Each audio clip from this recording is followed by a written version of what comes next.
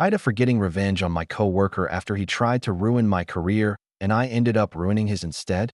I'm a 33-year-old guy, and for most of my life, I've believed in keeping my head down, doing my work, being polite, and avoiding drama. But what I've learned over the past year is that no matter how much you mind your own damn business, some people will go out of their way to pull you down the moment they see you climbing. And sometimes, the only response is revenge, not the screaming, raging kind, but the cold, calculated, beautifully executed kind that leaves your enemy confused about how everything collapsed around them so quickly. This is the story of how I went from being the quiet guy in the office to the villain in someone else's downfall, and maybe the hero of my own. I started at my company 8 years ago. It was a mid-sized tech support firm, the type where performance mattered more than personality, or at least that's what I thought. I'm the dependable type. I show up early, finish my tasks, double-check my work, help others when needed, and go home. I don't brown nose, gossip, or suck up to management. I just do my job. My coworker, whom I'll call Kevin, was the exact opposite. He was loud, charismatic, flashy, and messy. The type of person who showed up late with coffee, laughed too loudly at every manager's joke, talked endlessly about his ideas, and delegitimized every mistake he made with charm. He wasn't rude, just irresponsible. And for some reason, management loved him. Meanwhile, I was invisible, at least until a senior analyst position opened up. That's when everything changed. I applied because I earned it. 5 years of clean performance reviews, efficiency records, and consistent output. The other applicant? Kevin. Suddenly, the guy who barely did his job started acting like the role was already his birthright. He started sucking up to upper management even more aggressively, bringing them snacks, carrying their things, volunteering for meetings he had no idea how to handle, and throwing around buzzwords he didn't understand. Normally, I wouldn't care. If he wanted to hustle, fine. But then he started using me as a stepping stone. It began subtly. Tiny things. Oops, sorry, I thought he sent that email. Hey, man, can you finish the report? Something urgent came up. Bro, can you cover my shift? My girlfriend's feeling sick. She wasn't. I later saw him drinking with friends. It became a pattern. He'd drop his work on my desk, and if I refused, he'd cry to the supervisor about how uncooperative I was. But still, I stayed quiet. I told myself to be professional. I told myself not to rock the boat. Then came the promotion evaluation period. That's when the sabotage started. I didn't know it at first. Management just grew colder. My supervisor stopped looping me into meetings. My department head stopped greeting me. HR sent me a weird email asking me to confirm inconsistencies in my attendance. I thought it was a mistake. I had perfect attendance. It wasn't. Someone, and it wasn't subtle, submitted anonymous concerns about me. That I was late. That I snapped at coworkers. That I didn't follow procedures. That I was difficult to work with. The type of vague, non-specific accusations that are hard to disprove but easy to believe. It didn't take Sherlock Holmes to figure out who sent them. But I didn't have proof. Not until one night when I accidentally stayed late for system maintenance. I went to the pantry to grab coffee, and inside, alone, was Kevin, on speakerphone, talking to one of our managers, laughing as he said, "Yeah, man, if he looks too perfect, they'll give him the job. I'm just leveling the field. Trust me, he's not leadership material. He can't even handle stress. I'm doing the company a favor." My heart dropped. I stood there, frozen. He didn't see me. I walked away quietly, numb. That night, I went home and couldn't sleep. I kept replaying the conversation, the lies, the betrayal, the fact that he was actively sabotaging my career to get ahead.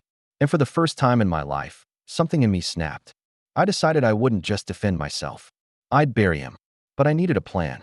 Something he wouldn't see coming. Something legal, clean, professional, but devastating. First, I gathered evidence. Real evidence.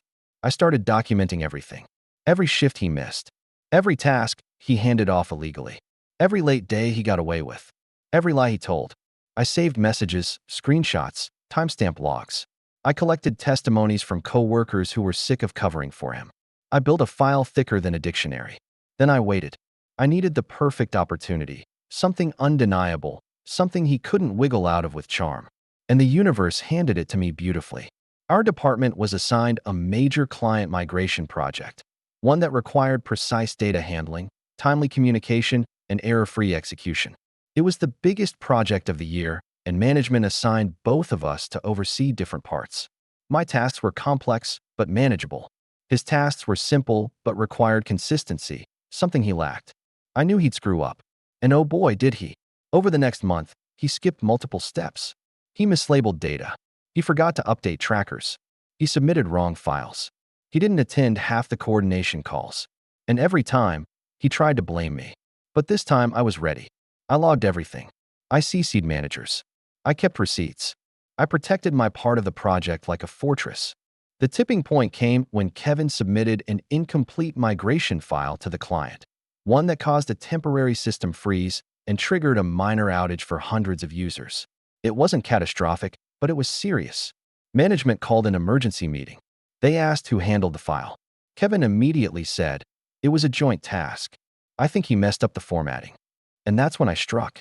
I calmly opened a folder, placed it on the table, and said, "Actually, here are the logs of every revision, timestamp, and file trail. You'll notice that he made all the changes and submitted it without my review. And here are the messages where I reminded him to double-check." The room went silent. Our manager looked through the papers, then at the timestamps, then at the chat logs, then at Kevin. His face turned pale. For the first time, his charm didn't save him. The department head asked him directly, "Did you submit this without following procedure?" And Kevin, the guy who usually had a smooth excuse, stuttered. He stammered. He couldn't even form a lie. HR got involved. They discovered the pattern of negligence. They reviewed attendance logs. They called coworkers for statements. Everything I had been collecting came to light. And then they found the anonymous complaints about me, which, thanks to system tracing, were sent from his work login. It was over. He was placed under internal investigation, suspended. And before the process even finished, he resigned, or more accurately, fled, before they could fire him. But it didn't end there. Word spread across the company. Turns out he had done similar things to others. Burned bridges. Manipulated his way through departments. Tried to sabotage other employees. And now he was jobless, with a tarnished reputation and no references to support him. Meanwhile, I got the promotion. It was announced quietly, without drama. No fanfare. But when I walked into the office the next day, everyone looked at me differently. With respect. Maybe fear. Maybe awe. But I didn't feel like a hero. I felt justified. But then the guilt came in. Not big guilt. Small, annoying questions. Did I go too far? Did I ruin his life? Could I have handled it another way? But then I remembered the HR meeting where I had to defend myself against lies. I remembered overhearing him laugh about sabotaging me. I remembered how he had no problem trying to destroy my career. So why should I feel bad that I simply exposed the truth? Some coworkers think I was ruthless. Others think I was brave. My brother said, "You didn't get revenge. You protected your career."